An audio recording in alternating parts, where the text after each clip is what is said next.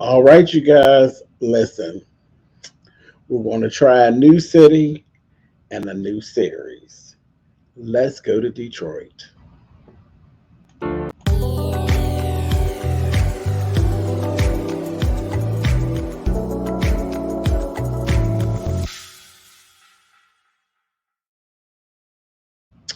Hey guys, thanks so much for clicking on the video. Listen, this is going to be my review for a new show, Love and Marriage Detroit. So, yeah, we're going to give Own Network another try and Carlos King. We're going to give this a try. Detroit. See, I got cousins in Detroit. So, all I've ever known with Detroit is either is you hear reports of people being extremely ghetto and the area being extremely bad, or you'll hear reports of people always dressing real nice, or you'll hear about music. That's Detroit. You it's either something bad, something about music, or something about clothing and how sharp that they usually are. I'm like, I don't know. I'm interested. I want to see what Detroit actually has to offer that I have not seen. And I think this will probably be a good way to kind of see something more than the chitter chatter that goes along with Detroit. So, Love and Marriage, Detroit. This is season 1, episode 1. Um, Three couples. There's three couples. You got Brandon and Christina. Brandon and Christina have been married for 11 years. Um, they're interesting. They're an interesting couple. They met on Twitter, and he's into artist development. He's in music business. They have two daughters. She is a fashion designer, and she's a social media maven. So um, she's an influencer.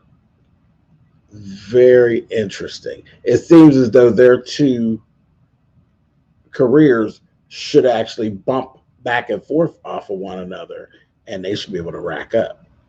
Um, they don't see eye to eye very much. I don't think they're actually pulling their full potential from one another, and there's a lot of reasons why. So we'll get into that. Second couple, we got Russell and Colby. They've been married for 3 years. Okay. Um, Colby is a content creator. She uh, does like home home furnishings and that kind of thing. That's her lane. Home fashion and that kind of thing. That's her lane. He's interesting. He Russell actually is an ex serviceman. He is in the sports and fitness. Um,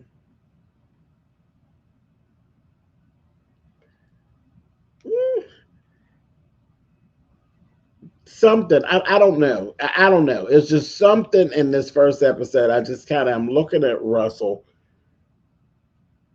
I don't know yet. I don't know yet. Just we're gonna just hold on Russell. We're gonna hold on Russell. Not bad looking. They kind of loaded them into us as this good. They're the good looking couple. Hmm, they all right. I mean, they all right. They all right. They're all right. They're all right.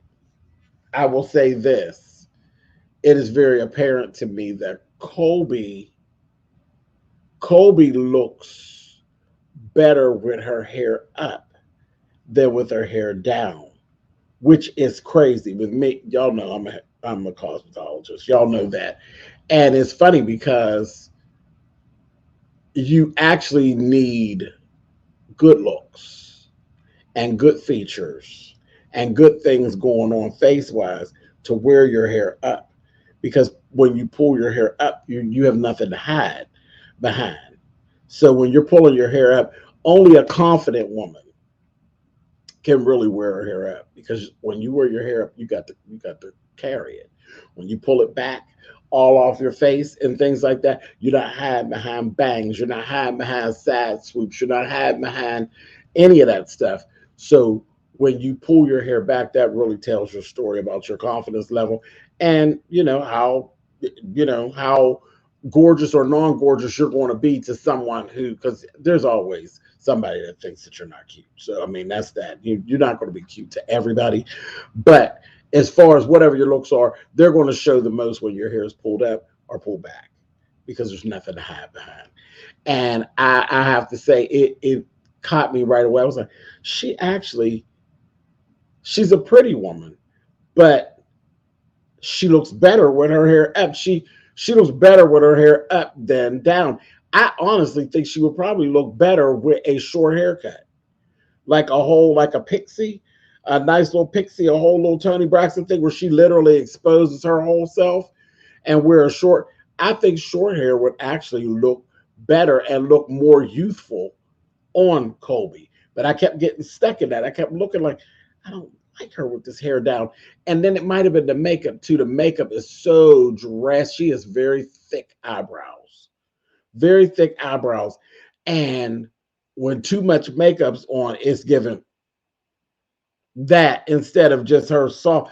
It's so funny because in the scenes where her hair is pulled up, she has less makeup on.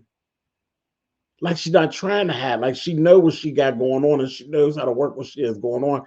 But in her confessionals and stuff with her hair down, it's the makeup is too harsh. She don't even need all. She don't need it. She doesn't need it. Strange. It's very strange. But anyway, okay, we'll get into more of that as we go along. Um, they're giving me nothing, really. They're giving me nothing. It's just like, okay, something though. There's something about Russell that I can't put my finger on it just yet, but we'll see. Moving on. The third couple is Latoya and Anthony. Red flags. Red flags. They met in college. Latoya is a doctor. Anthony is into music and music production. Something about Anthony, I'm telling y'all right now, does not sit well with me. Mr. Anthony, I ain't got it for you, baby. So I don't know what, it's just something about Anthony just does not sit well with me.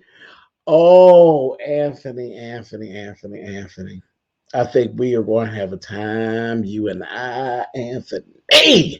I think me and Anthony going to have a time. I do. I really, really do. Just does not sit well on my radar. Um, I hope I'm wrong because this is very early on. I hope I'm wrong. But from doing this as long as I've been doing this, I pretty much can tell me and Anthony going to have a time. Oh, what a time we're going to have. Anyway, so that's the three couples. All the couples have children. All the couples have children. Very cute children. They showed all their kids. Very cute children. Each one of them have like really, really lovely children. And they're small children. They're small children. So yeah, like everybody's like elementary school and babies. I said, okay, cool. Cute little babies.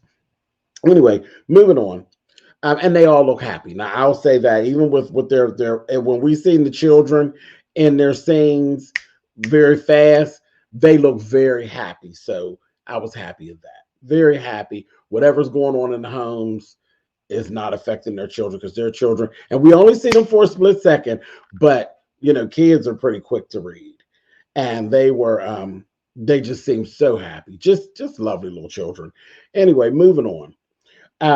So no matter where y'all don't sit good with me, y'all seem to be doing a very good job raising y'all's babies because the babies look very, very happy. Moving on. We go to this cookout. There's this whole little cookout, and right away, Christina and Brandon have what I would call a really like their relationship is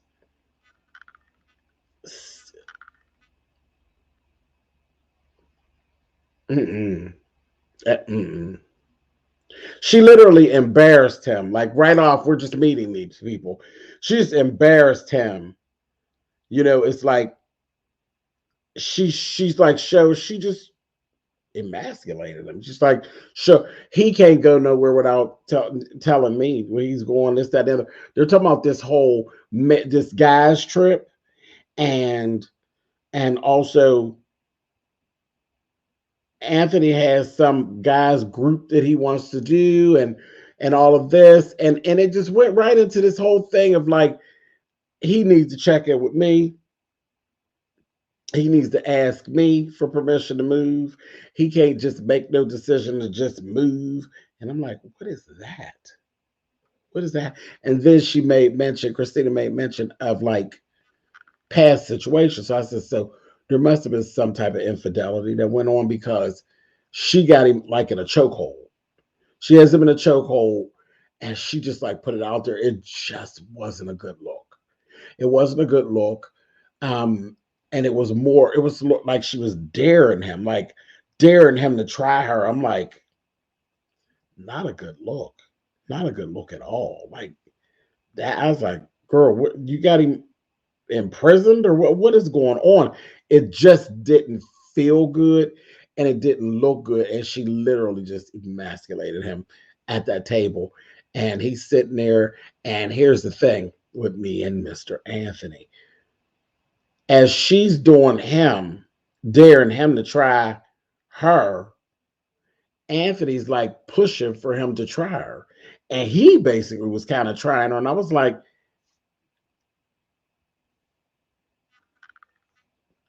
Anthony, we ain't but like 30 minutes into this, and you giving me messy bitch.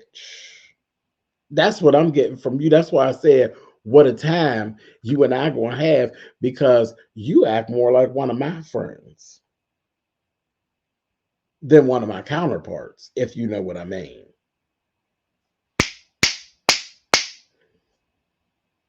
Yeah, I said it. I said it. I could be wrong.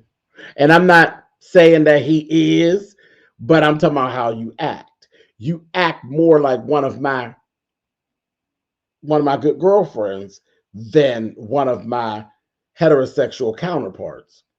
You very you messy. You messy. You giving me messy bitch. All in their business. Yeah, what a time you and I gonna have. Because if you continue with this, I can imagine I'm gonna be dragging you, child. You acting like one of my girlfriends. I'm gonna talk about you like one of my girlfriends. That's just the way it is. But you was doing too much, doing too much at that table. That just something. It just didn't sit good with me. I was like, keep my eye on you, Mr. Anthony. Anyway, moving on. So then we see him meet up with Colby. Sorry, not Kobe. Colby. It's Colby. Colby, Colby and Christina, and they basically really do hang out together. They got a lot in common because they're both social media mavens, and Christina's 40 and Colby's 30. Now I'm gonna say this, Miss Christina, girl, you really do look good for 40. Because I had no idea that Christina was 40 years old. Christina looked good. She really did. She looks good. You got some stuff going on, you know, and I'm gonna tell you, whatever it is, you better grab hold of it now because I promise you, from what we see in here, if you continue on going where you're going, by the time you get to this 50 that I'm at, you're 40. How your 40 looks, 20, it ain't. It won't. It won't. If you don't quit it, by the time you get to be 45, you'll be looking older than me. If you don't grab some of this stuff and put a handle on it. But right now, you look good, sis. You do. You look good, Miss Thing. You look really, really good for 40. You really do. Really good for 40. But she's overwhelmed. She's overwhelmed family wise. She kind of is feeling like she's in it by herself. Now, here's the other thing. Your husband's in the music business. I don't know why anybody who is dealing with anybody in entertainment doesn't understand hours in the house versus hours out of the house. Baby, that's a given. And you know it. I mean, you do what you do from home, but you know what hours you spend at home doing it. You know what this entails.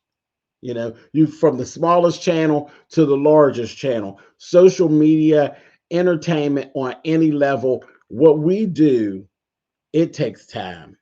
It takes time. If you do anything worth anything, it takes time. It really does. And it eats up time. And, come on, seriously. And the farther up you go, the more time it takes. The more subscribers and things that you get, the more time it takes. It's one thing when you making videos and things and ain't nobody watching them, but it's another once you start making videos and people start watching, then you got to deal with them people. All of that takes time. You can't do this and don't spend time. Just drop videos and walk off. You don't succeed. You don't make it anywhere. You don't. You don't. Anyway, so overwhelmed. Stuff with the marriage ain't just so. They not on the same page. And I promise you, if you don't get on the same page with your husband, so y'all gonna he already gray. His head gray. And I don't know if he's just premature gray. He's cute though. Brandon's cute, but gray as hell. Gray as hell. And from the more they talk, I see why you gray. Let's go on over to his studio. He's dealing with a girl. Her name is Naja. He signed her. And he hasn't told Christina that he signed Naja. So right away I said, yeah, something ain't right. And then she had asked, she had made reference to past, some indiscretions of some type in the past, some situation that they had with the past as to why she was giving him all of this. He need to check with her and he needs to. I said, yeah. I don't know that you prematurely grade. I think maybe you grade yourself. Good thing it looks cute on you, but I think you done too much. You done too much somewhere around here, Mr. Brandon. And yeah, them gray hairs, I think you earned them. So things ain't just right. And he was acting very distant when she was on FaceTime, and she was picking up on it. She's like, I just wanted to I just asked, when were you coming home? What time were you coming home? And is that a problem? And then he made a comment. He said, I don't even know why I answered this phone. Okay. That was flag number one for Mr. Brandon. Mr. Brandon, your mouth with me would get you into a lot of trouble. Well, it wouldn't get you into trouble but one time. It would get you into trouble one time. Because there's certain phrases that with me don't work. Don't work. See, I dealt with a relationship with infidelity, and it took a long time, and it ate up a lot of my, I allowed, that was me. I allowed it to eat up a lot of time in my life when I was younger, and I will never go through that again. So now I'm very much on it. Certain phrases will shut us down fast. I don't play. Like when it comes to matters of the heart, I don't play. And certain phrases trigger, and I'll be like, I ain't playing that game with you. So you watch your mouth with me. So I said, "What? I don't even know why I answered this phone." You mean the fuck? You don't know why you answer the phone because it's your wife. You ain't got no other choice but to answer the phone, Mr. Brandon. So I was like, But yeah, he was real distant, real short. Because he don't want her to talk. He don't want her to hear the girl in there and all of that. I said, that ain't good. That ain't good. That's really not good.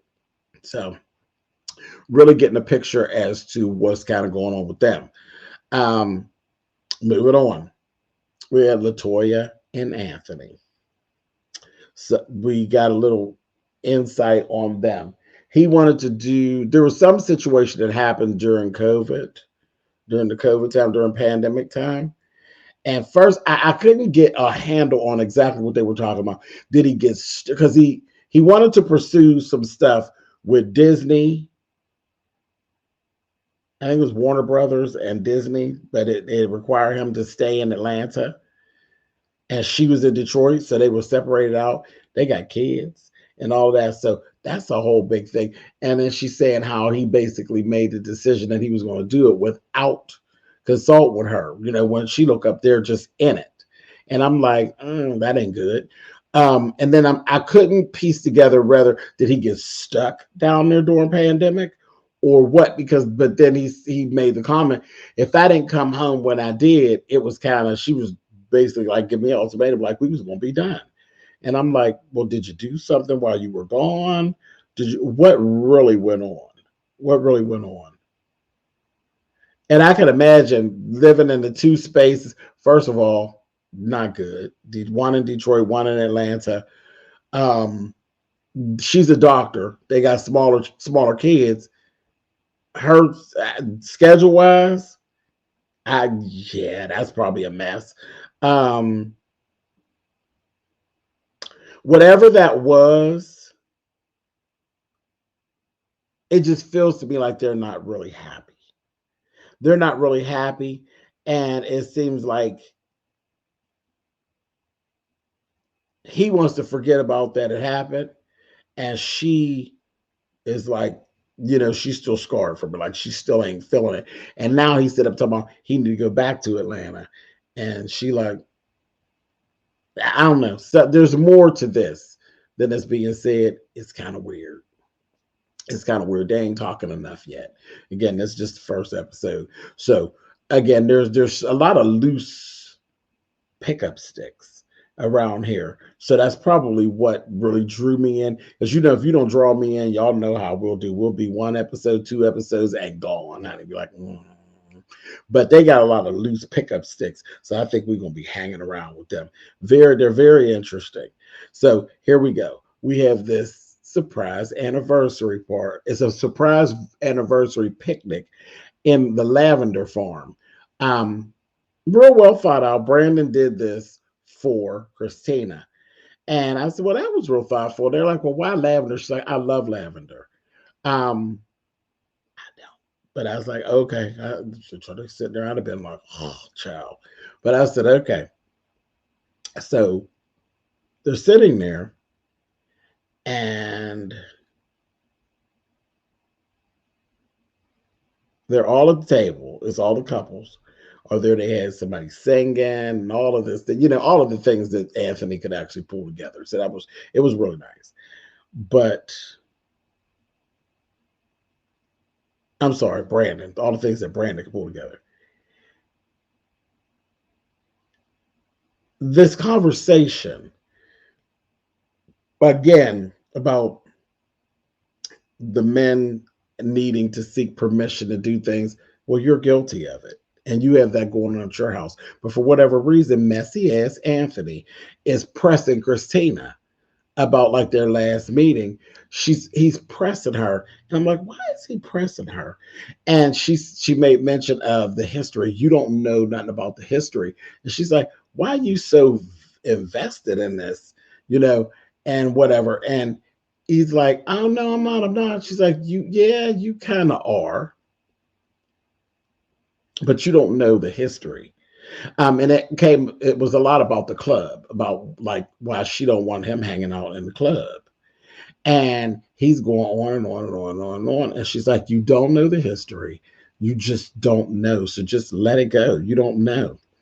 And somewhere in there, Colby spilled the tea about the new artist. And so everybody, as well as Brandon, is kind of looking at Russell like, really?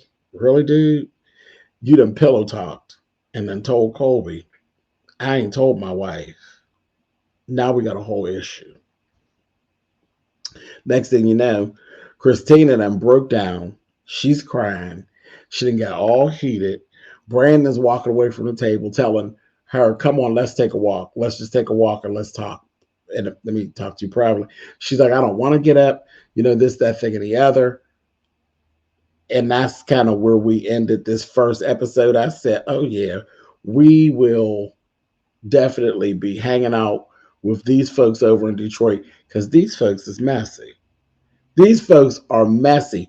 And Colby wasn't actually being messy. Colby was part of a circumstance. Russell spoke too much. Russell had no business telling us, so he totally wrong. Brandon, all of it could have been avoided. If you see, you're going to learn, Brandon. You do dirt by yourself.